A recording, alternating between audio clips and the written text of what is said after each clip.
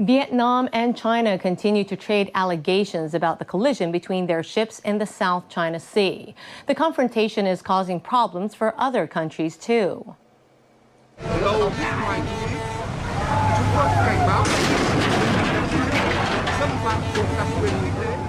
NHK has obtained additional video recorded by a Vietnamese maritime patrol boat. It shows the Chinese ship slamming into the Vietnamese vessel from behind, damaging the hull. The Chinese ship also fired a water cannon. Above it all, a plane was flying at a low altitude. Vietnamese officials believe it was monitoring their ship.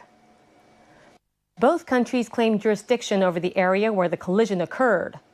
China has controlled the nearby Paracel Islands since a 1974 clash with South Vietnam.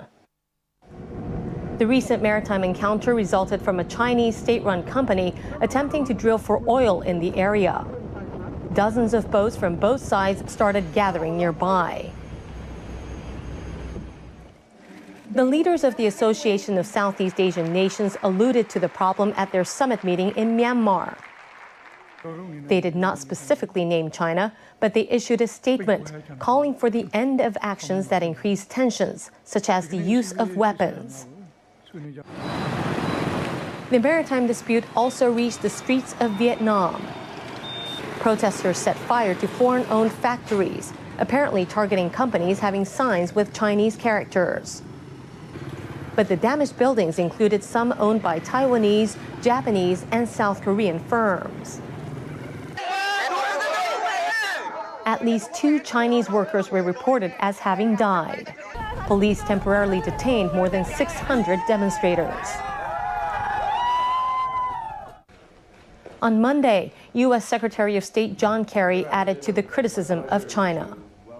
We are particularly concerned, all nations that are engaged in navigation and traffic within the South China Sea, East China Sea, deeply concerned about this aggressive act. China, however, insisted it is not to blame. Some countries are taking provocative actions in the South China Sea, but that does not include China. The spokesperson described statements from the United States as incorrect.